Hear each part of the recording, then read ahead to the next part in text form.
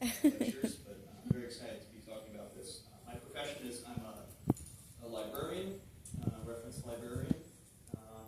Besides that, I've been a musician for much of my life. I've been involved in video editing and publishing videos for well over a decade now. So to be able to talk about music in this context is very pleasing for me. So thank you very much. So today I'm going to be talking about hauntological music as a musical genre, and really the purpose of this lecture is to just talk, just give the most finite definition towards hauntological music as I can. And the way I'm going to do that is first discuss three genres that predated hauntology, that directly led to hauntology, and then I'm going to focus in on five sonic characteristics that are recurring in hauntological music, and then the implications that are associated with it for the definition of hauntology as we know it. Just give me a moment to take my notes.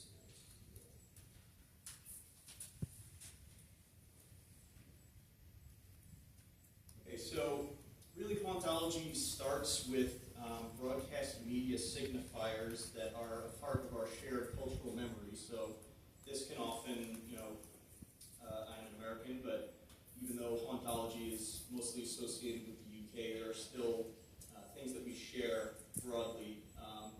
And the concept of a faulty, hazy memory is what will be reoccurring in the music itself. So that can usually be generalized as something as children's TV that we all grew up on.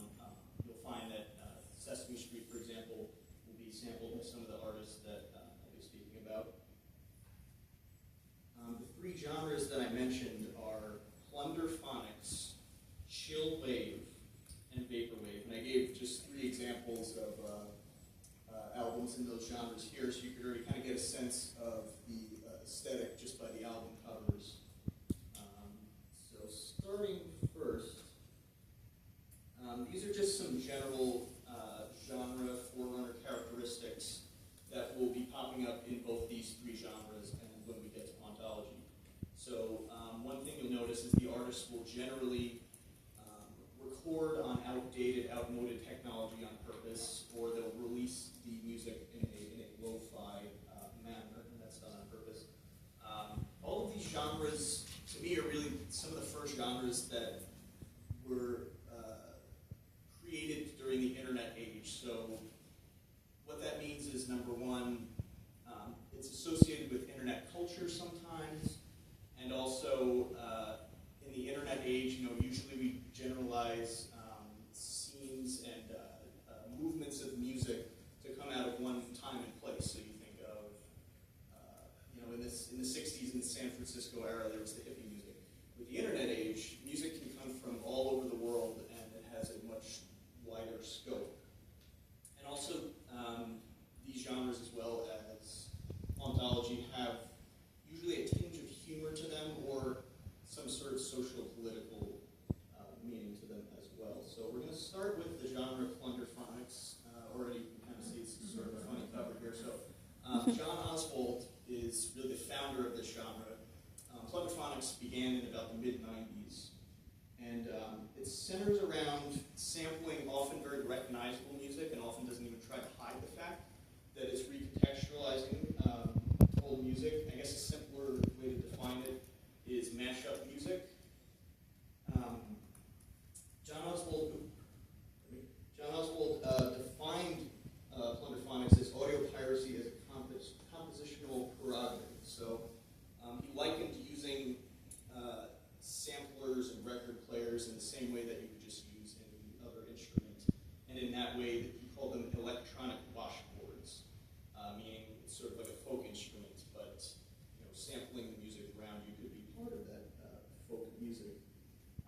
This is probably the most inherently political genre, because the act of putting this music out in itself is sort of defiant to copyright laws. So even doing this is an act of defiance and a political act in and of itself.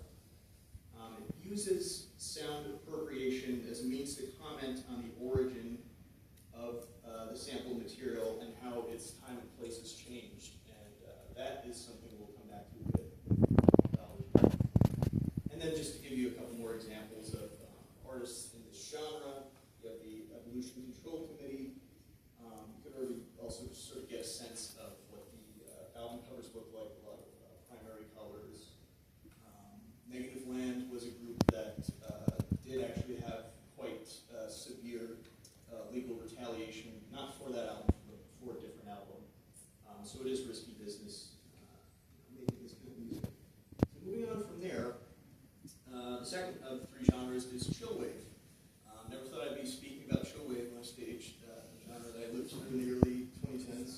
quite closely.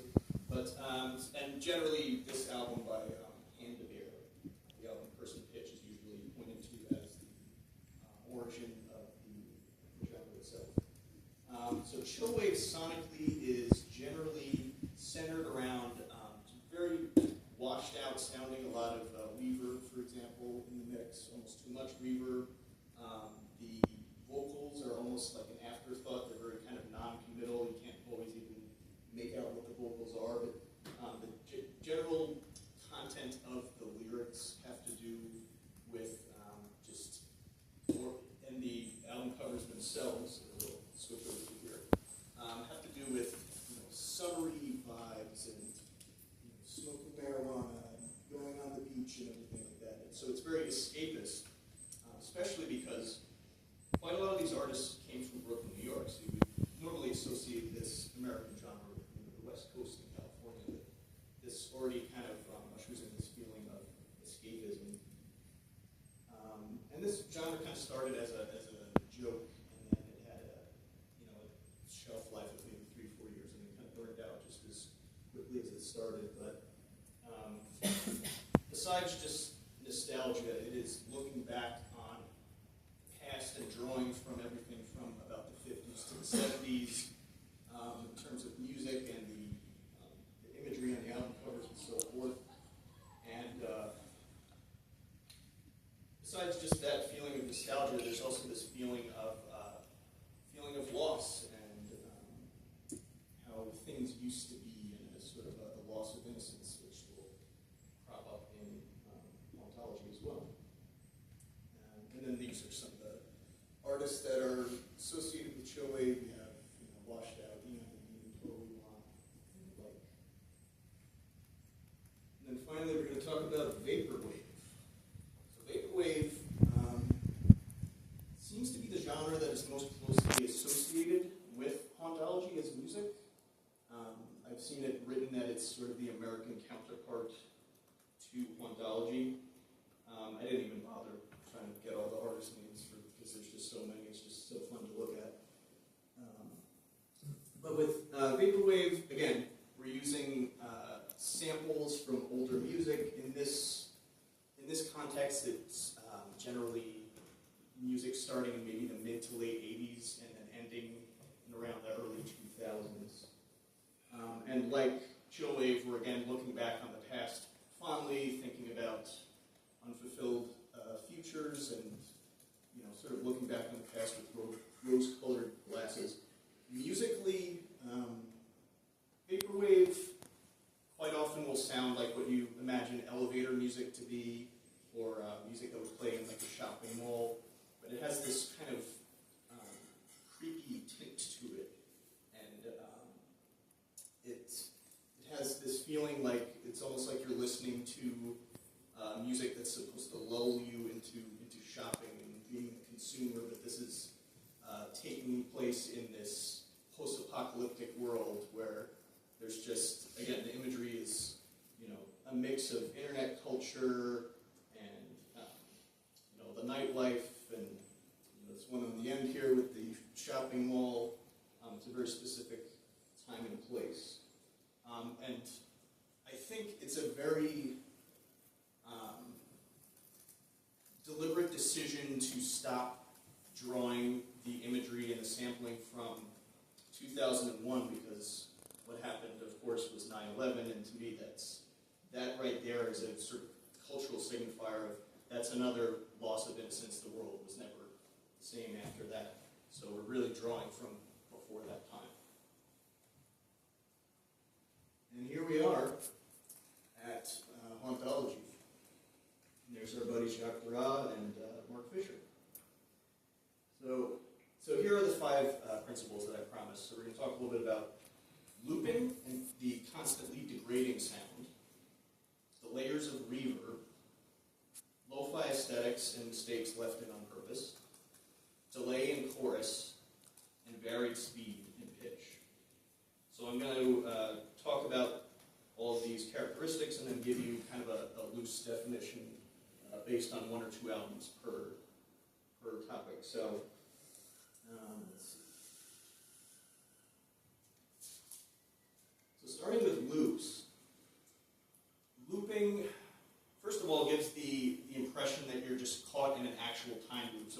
about hauntology, we think that you're out of time, you're not in the past, you're not in the future, not even really in the present, you're just caught in this eternal loop, and that's exemplified by the music and using looping. I also liken it to how we perceive a memory. So if we even take like today, for example, all of us may remember a different moment from today, and that may be the only thing that we remember. But then that memory that we hold from today, we will continue to have a loop of that memory in our heads, and then that will slowly degrade over time with the rest of our memory, right? And it also just kind of embodies the circular nature of society and cultural amnesia, the degrading of our memory, and if I can get specific here, so this album on the left, William Basinski's The Disintegration Loops, this is literally an hour-long loop that plays for just over and over incessantly, and the tape degrades, and it just sort of slowly loses its original timbre and becomes this kind of like droning thing. And then you may have heard of this Alvin Lucer project. I'm sitting in a room where he literally records his voice saying, I'm sitting in a room, I'm making a recording, this is the sound of my voice, and then he loops it on top and on top and on top, and quite literally the words lose meaning over time because it just turns into a complete audio blur. Second one is deep layers of reverb. This was something that was inherent in chillwave, just all this reverb, but I think in the context of hauntology, it gives a feeling of open-ended empty space. So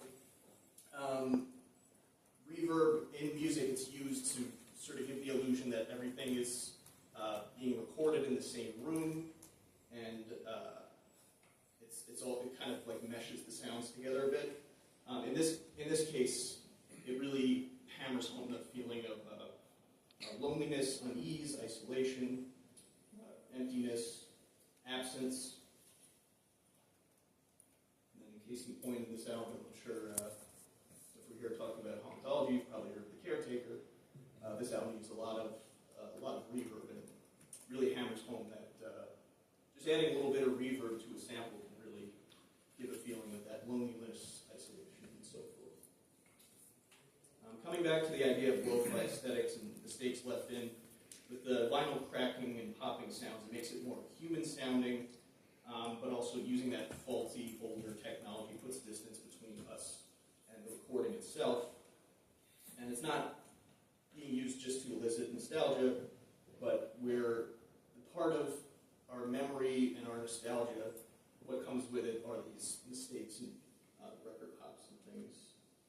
And then these are two albums. Usually that one on the left I see pop up as associated with hauntology.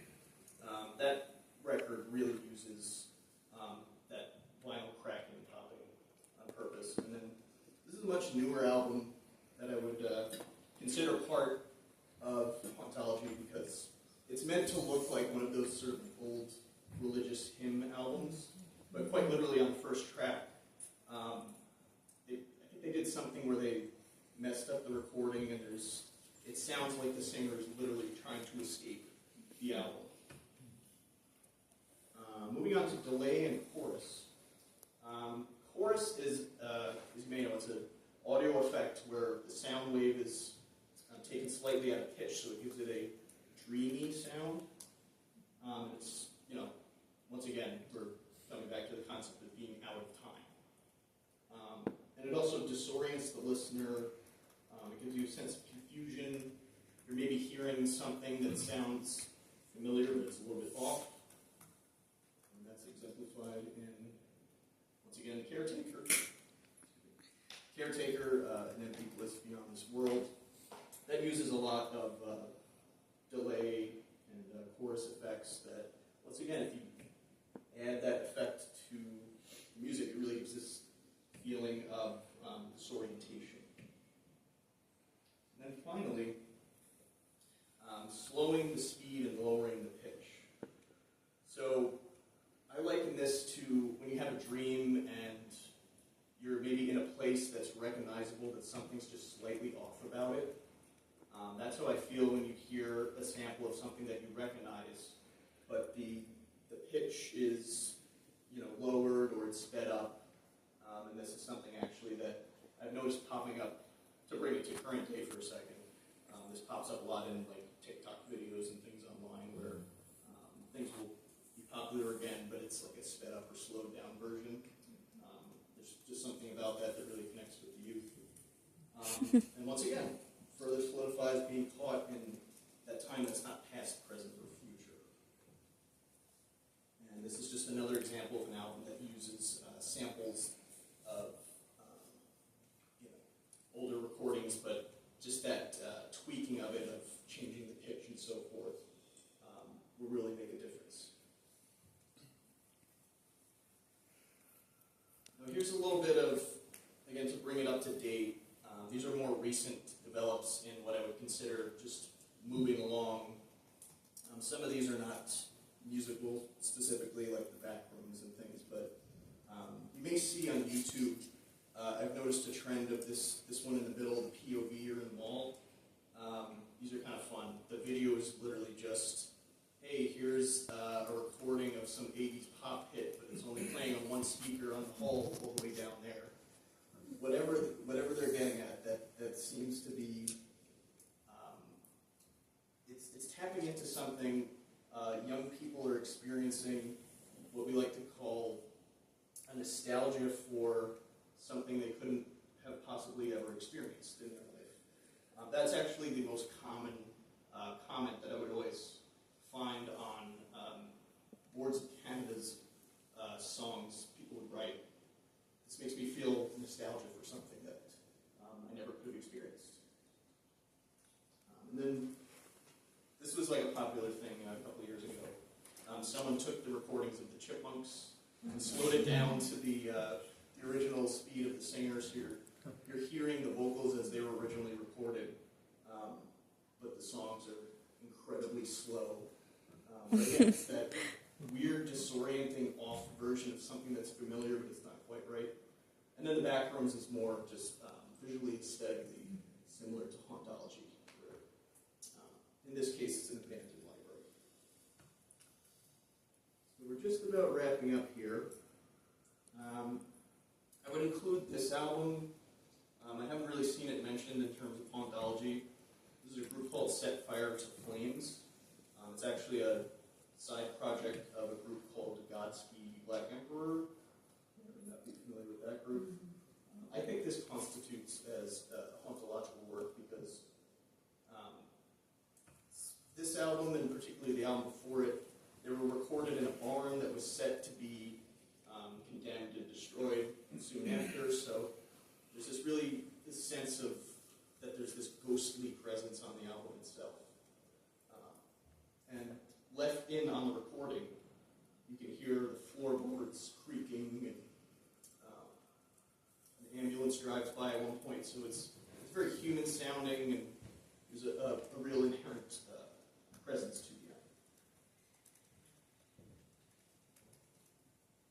the album.